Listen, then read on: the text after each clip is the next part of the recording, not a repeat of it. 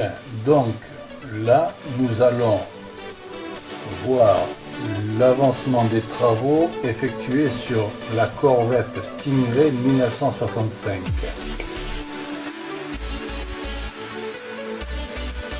Nous pouvons apercevoir la carrosserie. Une première couche d'après a été appliquée de manière à pouvoir voir les différents défauts qui se trouvent sur les ailes, sur les portières et un peu de partout, je dirais. Voilà, là nous voyons l'arrière du véhicule. On peut apercevoir des petites bavures. Il va falloir penser afin de rendre la carrosserie plus lisse, faire disparaître ces bavures. On voit là, voilà, sur la portière, là on les voit bien. Voilà, à l'avant de la portière aussi. Un peu sur les côtés des ailes.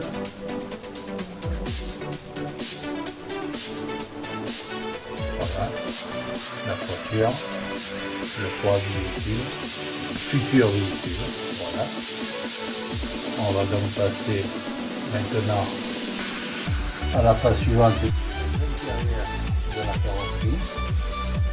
Donc suite au démoulage, bien sûr, il y a des petits défauts qu'il faut penser.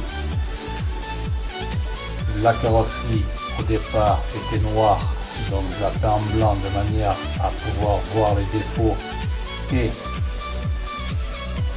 les faire disparaître. Là, on voit la phase suivante où je m'apprête à peindre l'intérieur de la carrosserie. Et où je fais également des petits commentaires, bien sûr, pour accompagner la vidéo. Oui, Madame Budgeya, mon épouse, me surveille pour voir effectivement si je ne lui mets pas de la peinture de droite ou de gauche. C'est pas grave, c'est rien ça, poupounette.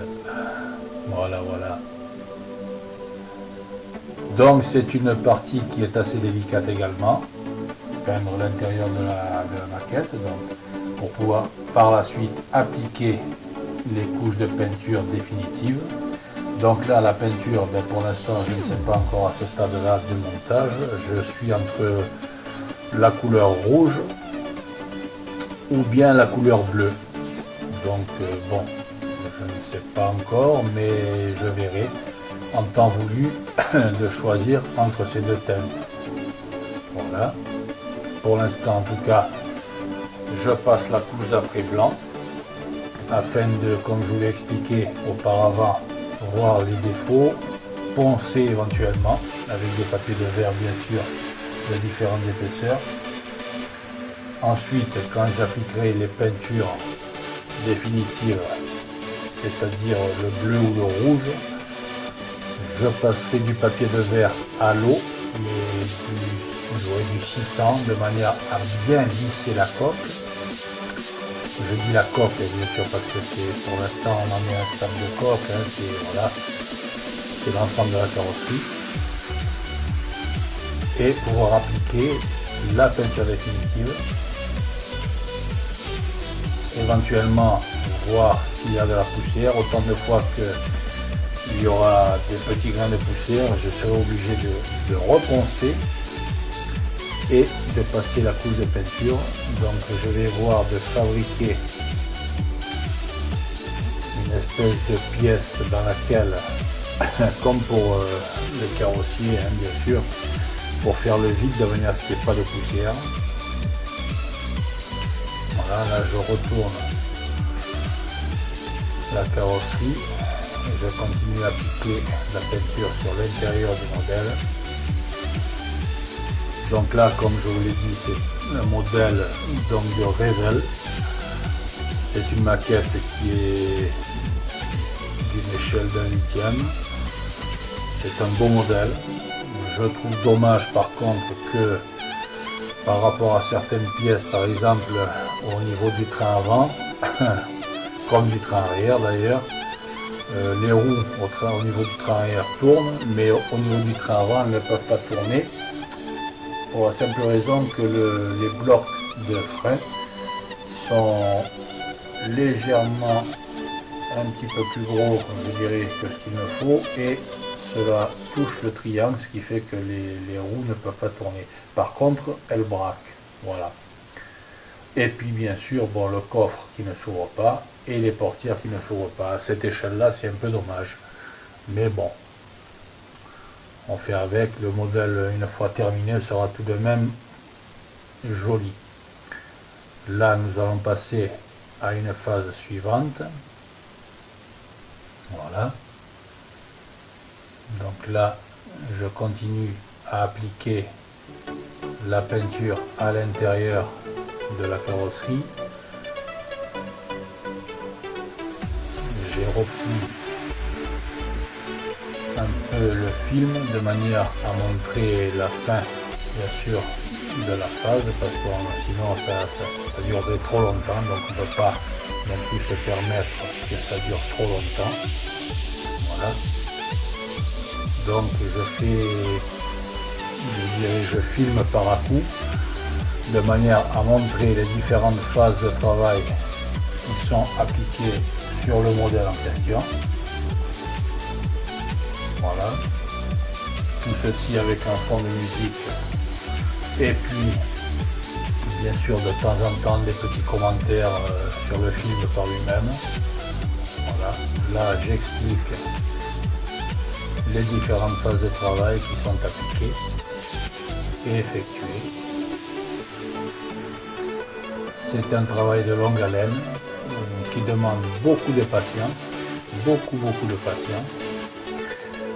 Et puis pour ces modèles de maquettes, bien sûr, pour des modèles réduits de cette envergure, il faut avoir quand même, je dirais, au minimum une quinzaine d'années d'expérience. Parce que, bon, un jeune modéliste n'aurait pas suffisamment, non pas la patience, parce qu'il pourrait l'avoir éventuellement, mais les qualités pour pouvoir effectuer des modèles de ce genre, qui demandent beaucoup de précision. Voilà.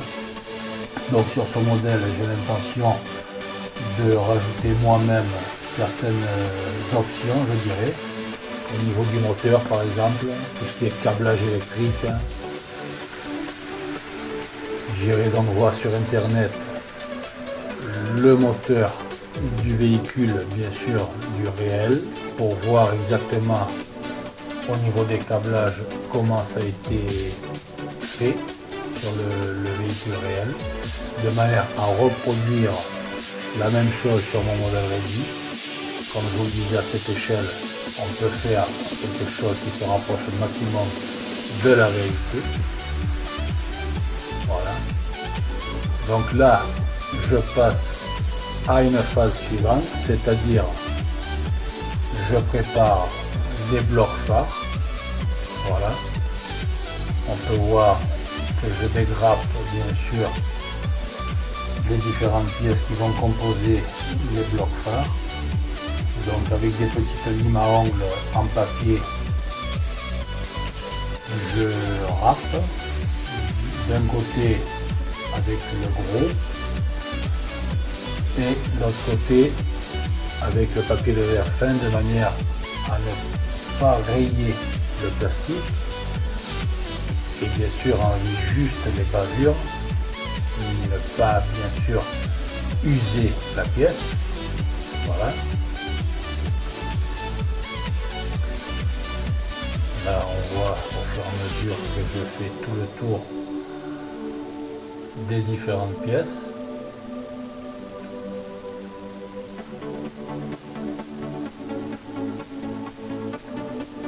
Avec les doigts, je passe de manière à voir si la bavure a bien été enlevée. Voilà.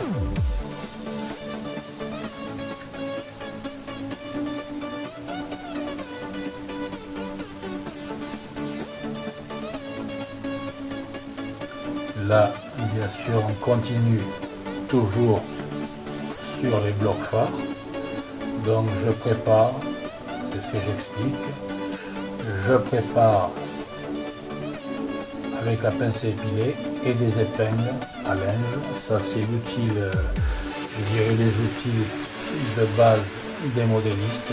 Pince à épiler, épingles à linge, tout ça pour tenir des petites pièces afin de pouvoir les peindre. Là je vais donc appliquer la couche d'après sur les différentes pièces qui vont composer les blocs phares. Voilà, on le voit, je m'apprête à appliquer la peinture, voilà qui est fait. Donc là j'utilise un pinceau numéro 8.